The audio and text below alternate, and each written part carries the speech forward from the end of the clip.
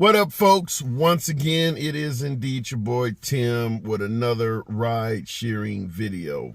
A bit somber because I don't like doing videos like this. Nevertheless, we have to talk about some of the worst outcomes for rideshare drivers. Once again, Chicago is in the news for all the wrong reasons. From Chicago police, after at least 5 rideshare drivers have been robbed within the past month. They all happened on the west side of the city, on Monticello, Franklin, and Bell Avenue. Police say the offenders request a ride on the Uber app, and when the driver shows up, they rob him at gunpoint. And for the robberies, the victims have been hit in the face and in the head with the handgun.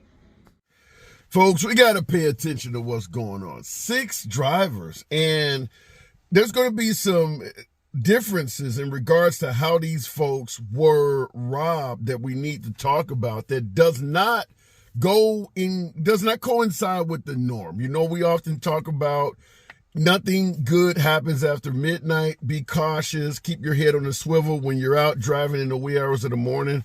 But I want you to listen to what actually happened here. Here are the dates and times these incidents happened. January 3rd, 2 days after the new year, 12:30 p.m. on Chicago's west side, right? That's basically noon. January 6th, 3 days later, 12:29 p.m., almost the same damn time. Basically in the same spot some of these robberies happened in as well. January 10th, 10 a.m. That same day, January 10th, 8:15 p.m., 2 in 1 day. January 14th, 4 days later, 7:05 p.m. All of these things. And last but not least, January 15th at 3:25 a.m. Only 1 out of 6 of these felonies, robberies, took place in the wee hours of the morning. This is in broad daylight, folks. 10 a.m., noon. What the hell?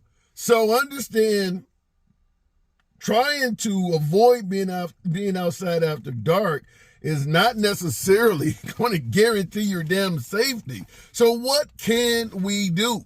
Folks are using the app to actually summon us to locations to victimize us upon arrival.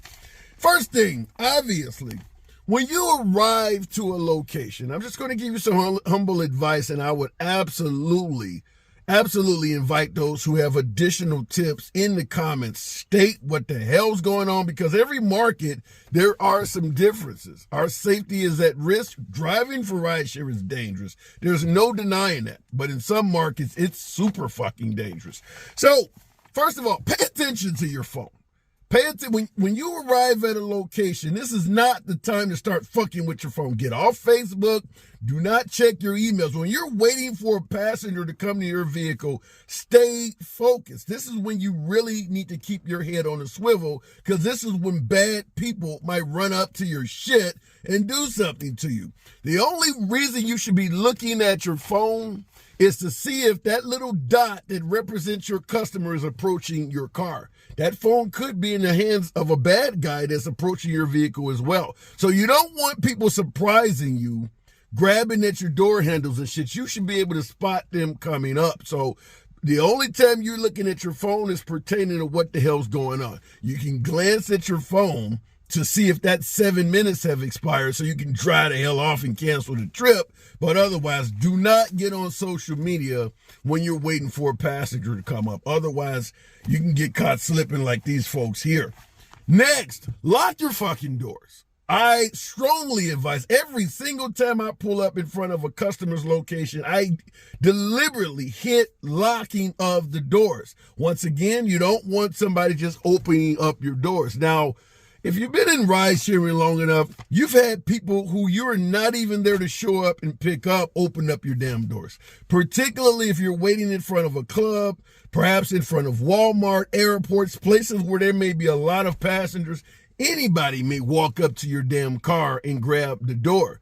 Not to mention if you got those Uber and Lyft lights and stickers all over your car, like some markets advise, You're broadcasting to folks that you are a rideshare driver. A lot of folks don't want to wait in line.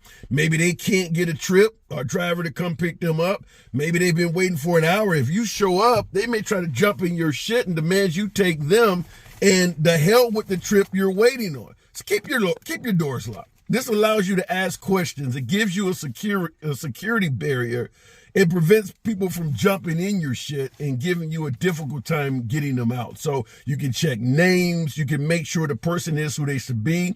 Maybe they got pets or something with them that you don't want in your car. Keep your doors locked. It prevents a hell of a lot of misery. Find out who the hell you're letting in your car, then you can unlock the door. So keep your doors locked. Next, be always ready to drive the fuck off. Always. If you can park in a position where your vehicle got clear access to a free path ahead, do that.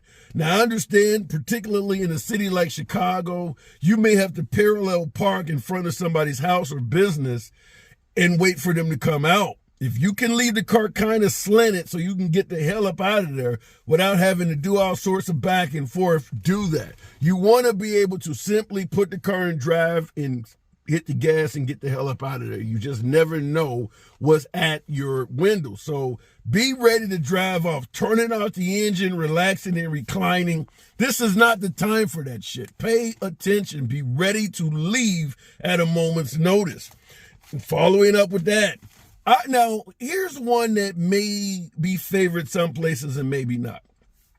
I'm a big fan of not drawing attention to your vehicle until the passenger is right up on it. In other words, if that person requested an Uber or a Lyft, they should know how to find you. You shouldn't have to turn on all sorts of lights and flag them down. As I stated, you don't want to attract attention that you are not there for. I'm a big fan of pulling up at night and turning even my damn headlights off, so that passenger needs to look around. That gives me time to spot them looking for me. And I can make a lot of analyzation on who the hell they are before they even see me. So I often turn my lights off at night. Now, you may be in a market where that's not allowed. There may be laws that prevent it. I get it. But I'm just simply saying, draw as little attention to yourself as you can. If you have to have these markings, these Uber and Lyft markings on your vehicle due to some type of city regulation, purchase lights, not stickers. I recommend lights because you can turn them off. That way, there are times when you don't want to be identified as a rideshare driver. You can hit a switch and turn that shit off. If you got stickers all over your vehicle, it's a little bit more difficult to hide that. Now, that is market-specific information because some markets require the car be marked all over the damn place. But I would prefer lights as opposed to stickers. If you got to put a sticker up, maybe put the sticker up on a piece of cardboard or something and tape it to the window. That way you can yank it out the window if you need to. I'm just simply saying these folks here are deliberately targeting rideshare drivers. There are benefits to not being a rideshare driver in some locations. Remember, if you don't want to get eaten, don't look like food. To these folks, we are food. Keep in mind, for my Chicago drivers, they have not been caught. They have not been caught. You see, from January the 3rd to the 15th, that's 12 fucking days. They did 6 robberies. Obviously, robbing a rideshare driver is like literally eating ramen noodle soup. It's not going to feed you very much. You're going to need to eat a lot of it to maintain. They're robbing rideshare drivers. We don't have a lot of shit to take. So they're going to continue doing this. There's no way they're getting enough to stop. The payout from robbing a rideshare driver isn't that fucking much. So until they're caught, it looks like they're going to continue doing this. So for you Chicago drivers on the west side, I might encourage giving it up for a minute unless this is all you have for income. 6 robberies in 12 days. 6 robberies in 12 days. I mean, that's crazy. Now, I want to follow it up by saying also, I don't leave the dome light on either. If you're driving at night, you're going to pick somebody up. Like I said, don't fuck with your phone. If you can, hold the phone down, dim the light. You don't want to be sitting in a dark car, lit all up so people all the way down the block can see you.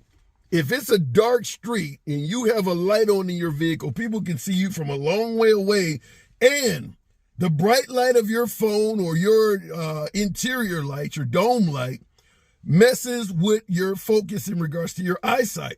So everybody can see in your car, you're going to have a difficult time seeing out.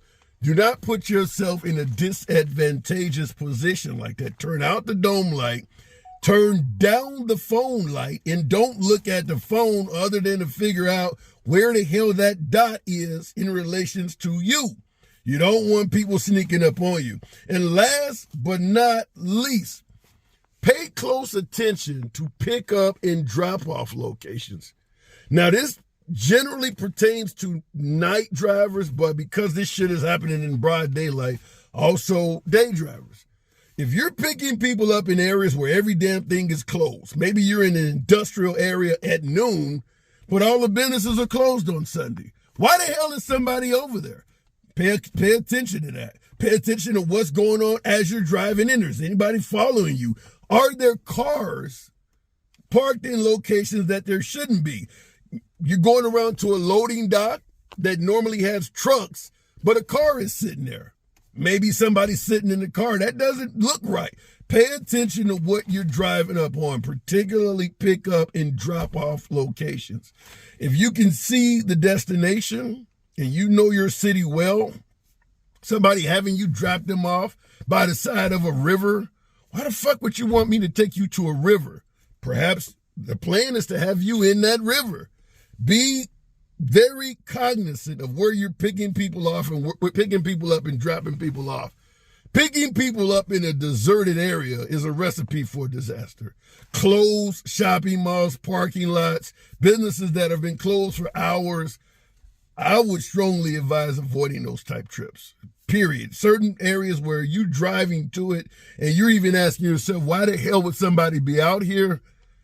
Don't ignore red flags, folks. Do not ignore red flags. But nevertheless, if there are additional tips, feel free to stress them in the comments. Folks get into ride sharing all the time. The companies, Uber and Lyft, certainly do not let on to how dangerous this shit is. Most people don't know until they're looking down the barrel of a gun, or in this case, getting their shit pistol whipped out of the side of their face. This happens. This is not that rare. I know a lot of drivers often comment, why are your videos negative? Why do you make it sound like everybody's getting murdered? Look, folks, there's a lot of rideshare drivers that get victimized. This is 6 of them on one side of town in 12 days. It can happen to you. It absolutely can happen to you. Hopefully it won't. But if you're driving around thinking, oh, that'll never happen to me, good luck on that. You might be featured in my next damn video. It's your boy Tim. Subscribe to the channel, and I'll see you in the next video.